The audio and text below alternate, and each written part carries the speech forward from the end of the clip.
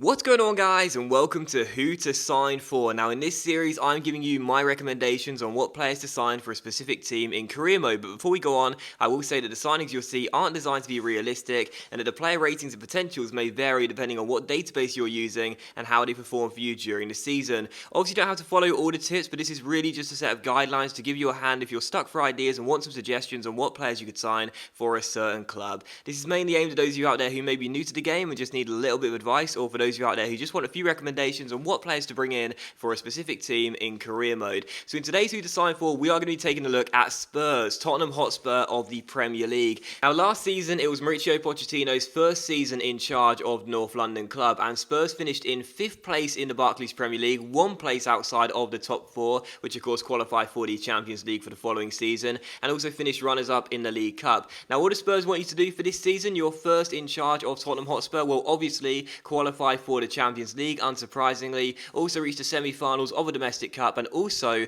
win the Europa League. So some pretty strong aims from Daniel Levy and the Spurs board, and as you can see by the squad Spurs have right here, it's a pretty decent squad. Spurs have a pretty decent team to begin with, and the one thing you will notice with Spurs squad as well is it's got some very decent young players in there. So it's a very youthful squad, loads of good young talent in there, loads of players that are under the age of 23 that look really good for the future, as well as being pretty good to begin with as well. But I will say with Spurs that they're probably not considered as good as some of the teams in the Premier League that may be considered better suited for a place in the top 4 and beyond that. So with Spurs, you probably do need to make a couple of signings right from the beginning, but the first thing you really need to make sure you do is you tie up a new contract to Jan Vertonghen. You can see the team they got right here. It's a pretty decent side, but Vertonghen has his contract up at the end of the year, as do a few other players as well, who we'll discuss in a few minutes time. But Jan Vertonghen is a player who you quite frankly just have to give a new contract to as soon as possible. He's 82 overall, 28-year-old Belgian centre-back. He is a key member of the Spurs squad. You cannot afford to let him go on a free transfer come the end of the season, or let him go on a pre-contract in January. He will ask for a wage increase, but he's worth every penny. He's a really good centre-back, and you do not want to see him leave for free. With signings coming into Spurs regardless, though, the one player I would recommend bringing in, and I think this guy should be your main target, is this guy right here, Antoine Griezmann of Atletico Madrid, the French forward, striker listed in the game, can also play a little bit deeper and also on the left side of midfield as well. He's 83 overall, he's 24 years old, and my recommendation for Griezmann is to put in a bit of £20 million plus Emmanuel Adebayor.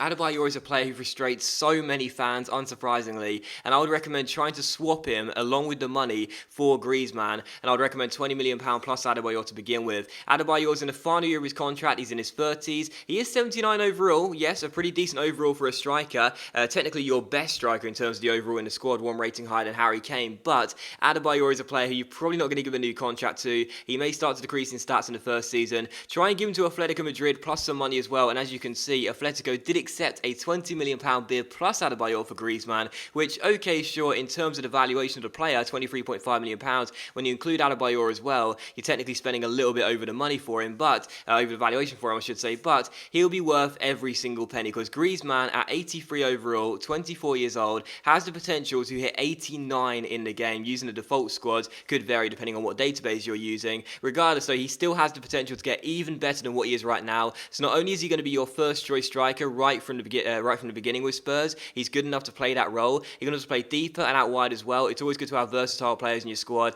and of course he has the potential to get better in the future as well. It is quite expensive, don't get me wrong, but trust me when I tell you, he really will be worth every single penny. He's a really good striker. He's a very popular option in this year's career mode, unsurprisingly, and I think he should be your main target with Tottenham Hotspur. The second transfer target I would recommend is William Carvalho of Sporting, 23 years old, defensive midfielder. I would recommend a bit of £10 million plus Federico Fazio. Now, Fazio, of course, had his debut year for Spurs last season. Probably didn't work out exactly how he was wanted. He's still not a bad player, Fazio, but I would recommend swapping him to Sporting, plus £10 million. Sporting will probably accept that, as it does go over the valuation of what Carvalho is currently valued at, which is £14.5 million. You will probably have to give the holding midfielder a new contract, and a more improved contract, I should say, to bring him to White Hart Lane. But this guy, just like Griezmann, will be worth every single penny. Now, I know that Fazio is 78 overall, so you may be be wondering why I would swap him out of the club, but he's 28 years old, and when you've got Kevin Wimmer, who's just came in as a new signing, only one rating lower and 5 years younger, and of course Alderweireld, a new signing too, partnering Jan Vertonghen, who just gave a new contract to, Fazio will probably be your fourth choice centre-back, and of course you've got Eric Dyer in the team as well. Personally speaking, I don't think you need him when you've got those other players in the Arsenal as well. I would recommend signing William Carvalho to the team, 23 years old, 81 overall. We negotiated a £10 million bid plus Fazio for him, and as you can see, he's got some very, very good stats and has the potential as well to hit 88, which is absolutely phenomenal. Now, of course, I know you've got some great midfielders anyway, such as Ben Taleb, Ali and Mason, some really good young talent there, but to be honest, William Carvalho is more than worth the money in my opinion. He really is an awesome defensive midfielder in FIFA, one of the best young ones you can buy on the game. I would recommend bringing him to White Hart Lane and having him as your first choice defensive midfielder alongside whoever you'd prefer. Either push Dembele to play holding midfield, or of course you can use either one of Ali, Mason or Ben Taleb. Ben Taleb and Ali have some really good potential. I think Mason's is only 80, but either way, all three of those players would be decent to partner alongside your new signing William Carvalho. You can choose any of those three, or of course push Dembele to play holding midfield, which is what I do in this Who to Sign For. Regardless, those two players coming in right there, Griezmann and Carvalho, for £30 million plus Adebayor and Fazio.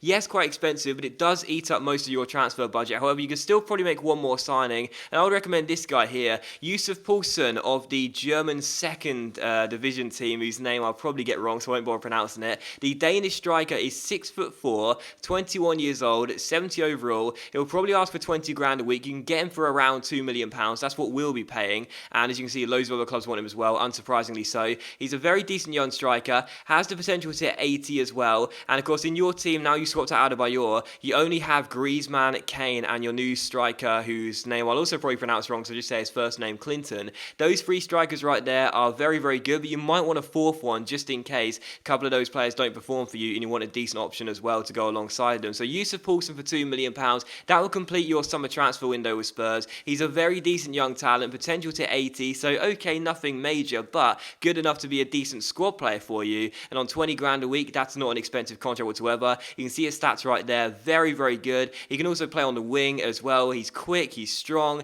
he's agile, he's a really, really decent player. 4-star skills, 3-star weak foot, and of course being 6'4" as well, only 21 years old. For £2 million, in my opinion, that's a pretty decent deal. So £32 million spent on those three players. Of course, swapping Adebayor and Fazio as well for two of them, and of course you also loaned out a player there too. I tried to loan out a couple more, but sadly I've never been good at loaning players out in FIFA for some reason. But anyway, as you can see right there, the squad does look a little bit better after the signings of those players. Of course, you've agreed a new contract for Jan Vertonghen as well. And if you do have money left over, if you want, you could possibly loan in a player for squad depth and some cover. But personally speaking, I'd rather keep the money you have left over, if you have any left over, that is, because you also have some other players that are having their contracts up at the end of the year. Players like Aaron Lennon, Tom Carroll, Alex Pritchard, and you may want to give them new contracts. So if I were you, I'd keep hold of that money just in case you do plan on giving those players a new deal at White Hart Lane. So that's the Spurs squad you're left with after you make all of those signings, or those three signings I should say, and this is how I'd probably set the Spurs team up with to begin with as well. You can see I'd use Dembele to partner William Carvalho,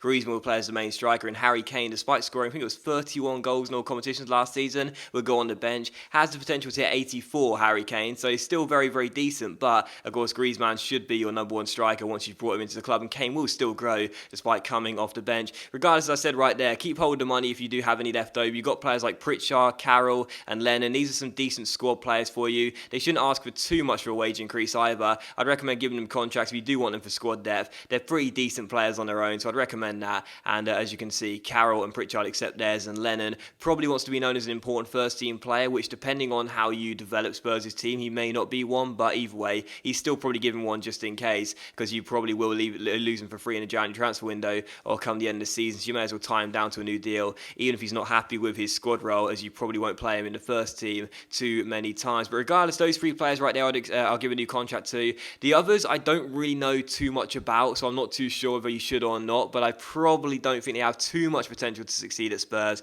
But the others, Lennon, Pritchard and Carroll, are at least good enough to be squad players, so I'd still recommend tying up new deals for them. And there you go. So once again, I simulate to the end of the season like I do with every team I do a Who to Sign For with. Came back at certain stages just to check on the team and see how they were getting on. As you can see, Spurs did finish in the top 4 4. They finished in 3rd place, also above Arsenal, so they must be very pleased with that. 5 points clear of Arsenal in 4th. Only 6 points off United as well, who won the title in this season too. But regardless, Spurs did meet the main objective, which is get back into the Champions League. It's been a few years about Champions League football at White Hart Lane. So in the first season, if you can deliver it for the following season, I'd call that a pretty successful season. They also got some silverware as well. They won the Capital One Cup, so going one step further than last year when they reached the final and were beaten by Chelsea. But they were beaten by Chelsea in the FA Cup final, and in Europa League got knocked out in the round of 16 stage. So you may fail your European objective, which was to win the trophy, but you do meet the main criteria of course, qualifying for the Champions League. Personally speaking, I think if you ask majority of fans, they would totally take a season without any trophies regardless, let alone the Capital One Cup we won in the first season,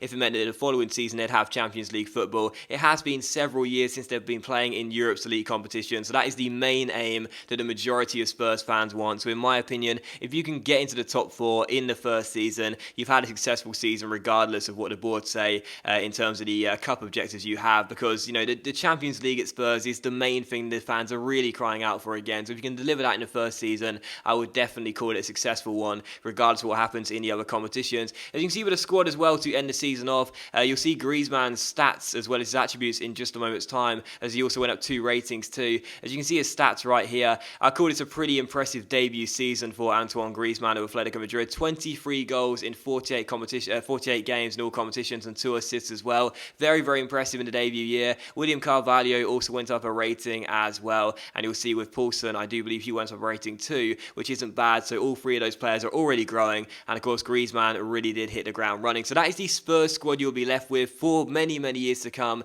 It's a really, really decent team. Of course, you can keep on making improvements for it year after year after year. But as I said right at the start of this episode, Spurs' squad is full of really good young talent to develop for the future, and with those players coming in too, you'll have a great debut season and set yourself up for what could be a very long and successful career at White Hart Lane. But that does end this episode of Who to Sign For, guys, so thank you very much for watching. I really hope you have enjoyed it. If you have enjoyed my tips for a Spurs career mode, then please do leave a like. That is much appreciated, and of course it really does help my channel out. Don't forget to let me know how you would manage Spurs in the comment section down below. Tell me who you would bring into Spurs and what players you would shift on as well. And also don't forget to let me know what team you want to see me do next for Who to Sign For, and that will be coming out very soon. So thank you for watching the video. Really hope you have enjoyed it. If you haven't, then please do leave a like. Don't forget to comment your recommendations for a Spurs career mode, and also what team you want me to do a Who to Sign For with next. And I'll see you for that episode very soon.